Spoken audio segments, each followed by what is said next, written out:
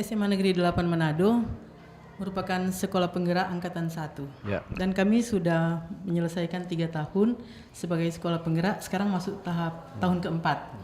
Nah, sekolah penggerak itu kami berusaha melaksanakan kurikulum merdeka di mana kegiatan pembelajarannya berfokus pada siswa. Ya. Nah, di sini kita memberikan kesempatan kepada siswa untuk berekspresi selain pembelajaran intrakurikuler, kokurikuler, P5 itu, satu lagi ekstrakurikuler.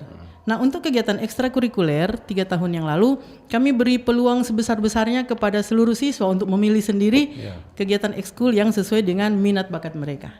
Nah, salah satu yang dibentuk baru waktu itu yaitu ekstrakurikuler diving, di mana salah satu orang tua siswa yaitu Pak Martin Meruntu menjadi penggagas juga ya.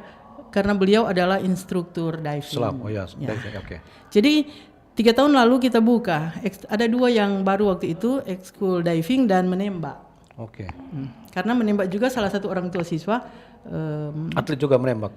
Atau instruktur ya. Dari Brimob. Oke. Jadi untuk diving ini sudah masuk tahun keempat.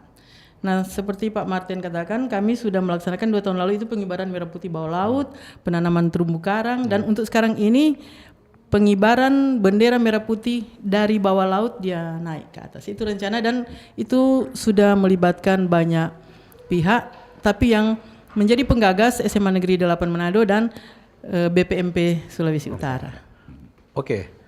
Di sekolah Ibu yang pimpinkan ekskul ini Islam. Dan animo dari para siswa sendiri untuk mengikuti ekskul selama ini seperti apa? Banyak siswa yang tertarik. Dan kita membuka ekskul ini karena kita melihat animo siswa dan orang tua itu bagus. Mereka mendukung.